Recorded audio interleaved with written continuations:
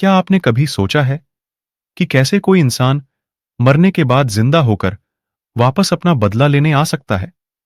आज की यह कहानी कुछ ऐसी ही है, जिसमें आप देखेंगे कि कैसे एक डकैत मरने के 20 साल बाद जिंदा होकर वापस अपना बदला लेने के लिए आता है, जिसके बाद यह एक पूरे गांव को बर्बाद करके रख देता है। तो कौन है ये डकैत और अचानक कैसे जिंदा हुआ, ये मरने के 20 साल बाद? ये जानने के लिए आप इस कहानी को एक बार लास्ट तक जरूर देखें। सलेमपुर का जंगल का वह रास्ता जहां से आधी रात के बाद से कोई आता जाता नहीं था, लेकिन एक दिन गांव के सरपंच ठाकुर अमन सिंह का बेटा अपने किसी काम से गांव के बाहर गया था और उसे वापस आने में काफी देर हो गया था। और उसने जब घड़ी देखा तो रात के 2 बज रहे थे, और इतनी रात को तो कोई वाहन भी नहीं चलता है जिससे कि वह अपने गांव जा सके। इसलिए वह सोचता है कि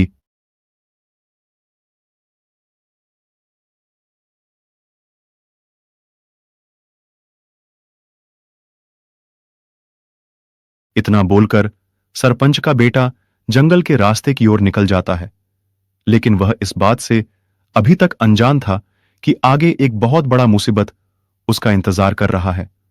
और वह जैसे ही जंगल में प्रवेश करता है, तभी जंगल के चारों ओर से काफी अजीब अजीब आवाजें आने लगती हैं, जिससे अब वह काफी डर गया था और मन ही मन सोच रहा था कि आखिर उसने ये जंगल का रास्ता क्यों चुना।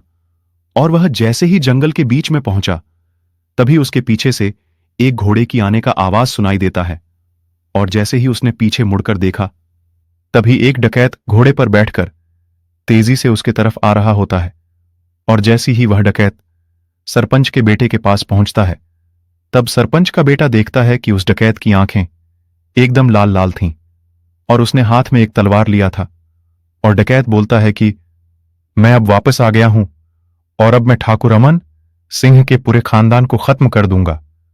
और इतना कहकर वह डकैत सरपंच के बेटे पर तलवार चला देता है। तब सरपंच का बेटा वहीं घायल हो जाता है, जिसके बाद वह अपनी जान बचाकर वहां से दौड़कर भागने लगता है और वह डकैत उसका पीछा करने लगता है। लेकिन सरपंच का बेटा अपने गांव तक भागने में कामयाब हो जाता है और भागकर सीधे अपने पापा यानी कि सरपंच ठाकुर अमन सिंह के पास पहुंचता है। तब ठाकुर अमन सिंह अपने बेटे का यह हाल देखकर बोलते हैं कि तुम्हारा यह हाल किसने किया? तब सरपंच का बेटा बोलता है, पापा, ज्यादा रात हो जाने की वजह से मैं जंगल के शॉर्टकट रास्ते से घर आ रहा था, लेकिन तभी अचानक से एक डकैत मेरे सामने आ गया। उसकी आंखें एकदम लाल लाल थीं, जैसे कि वह कोई शैतान हो, और उसने बोला कि वह हमारे पूरे खानदान को खत्म कर देगा। और इतना बोलकर वह मुझ पर अपना तलवार चला दिया, जिसके बाद मैं किसी भी तरह उस जंगल से अपनी जान बचाकर आया हूं। जिसके बाद गांव का सरपंच बोलता है कि ये कैसे हो सकता है?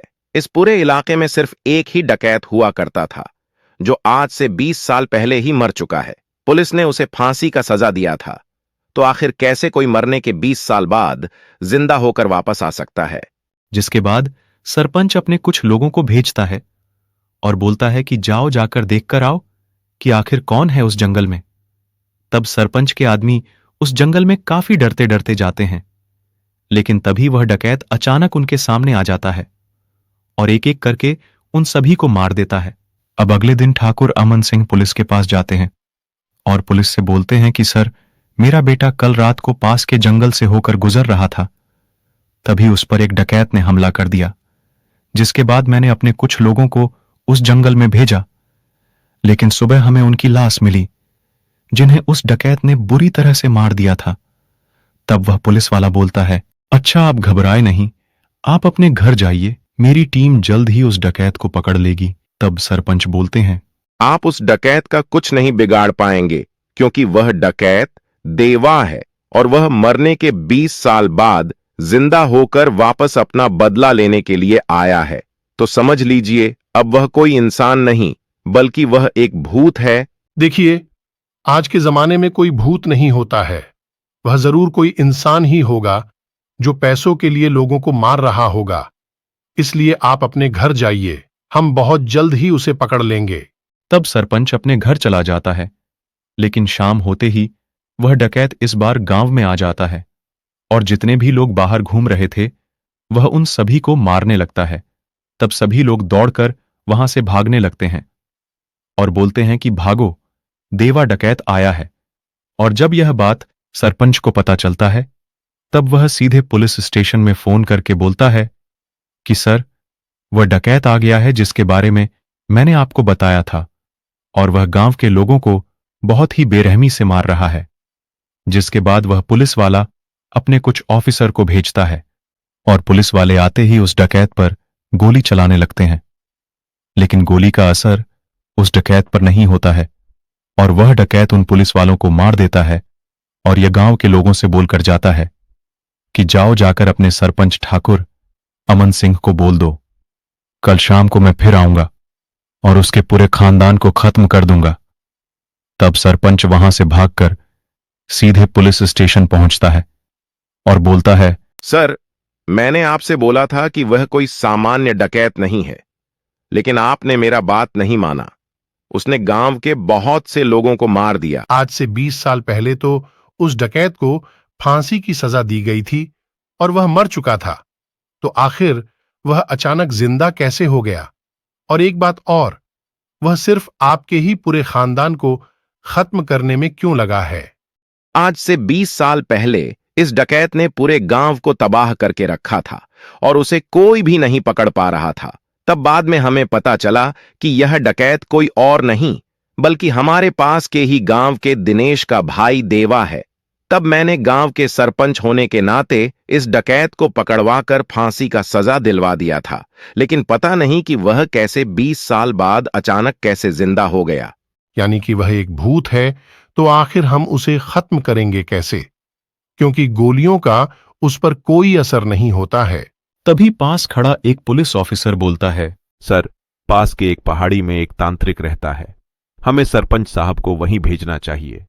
वह जरूर सरपंच साहब का सहायता करेगा। जिसके बाद सरपंच उस तांत्रिक के पास पहुंचता है और उस तांत्रिक से कहता है कि कृपा करके आप मेरे फैमिली को बचा लीजिए।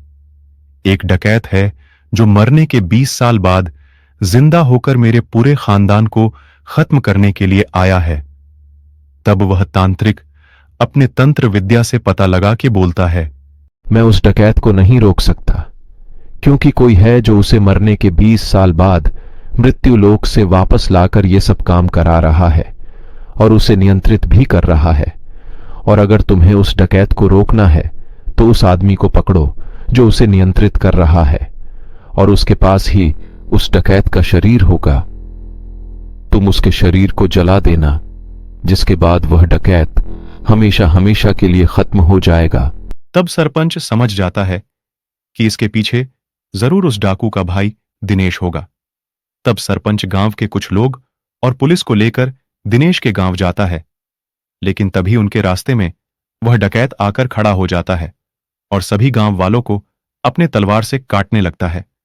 तब पुलिस वाले सरपंच को अलग रास्ते से लेकर उस डकैत के गांव पहुंचते हैं और सीधे दिनेश के घर जाते हैं और वहां जाकर देखते हैं तो दिनेश जादू टोना कर रहा था। तब पुलिस वाले उसे जादू रोकने को बोलता है। देखो, तुम्हारा राज अब खुल चुका है, इसलिए तुम्हारी भलाई इसी में है कि तुम अपने जादू टोना को बंद करो, वरना मैं तुम पर गोली चला दूंगा। तब दिनेश जादू टोना रोक देता है, जिसके बाद वह पुलिस वाला देखता है कि उस डकैत का मरा हुआ शरीर वहीं पर एक ताबूत में रखा था, जिसे वह उसी वक्त जला देता है। और उस डकैत का शरीर जलते ही वह डकैत हमेशा हमेशा के लिए खत्म हो जाता है। तब वह पुलिस वाला दिनेश से पूछते हैं कि तुमने ये सब क्यों किया? तुम्हारी वजह से ना जाने कितने लोगों का जान गया। तब दिनेश बोलता है, इस सरपंच ठाकुर अमन सिंह के वजह से मेरे भाई को फांसी पर लटका दिया गया। तभी मैंने सोच लिया कि मैं एक दिन इसके पूरे खानदान को खत्म कर दूंगा, लेकिन मुझे अपने भाई को मृत्यु लोक से वापस लाने में 20 साल लग गया। और उसके दोबारा जिंदा होते ही मैंने अपने भाई से कहा कि जा जाकर उन सभी को खत्म कर दे जिसने तुझे मरवाया था। अब कहानी के अंत में पुलिस दिनेश को गिरफ्तार करके लेकर चली जाती है, क्योंकि उसके वजह से गांव के बहुत से लोगों का जान गया था।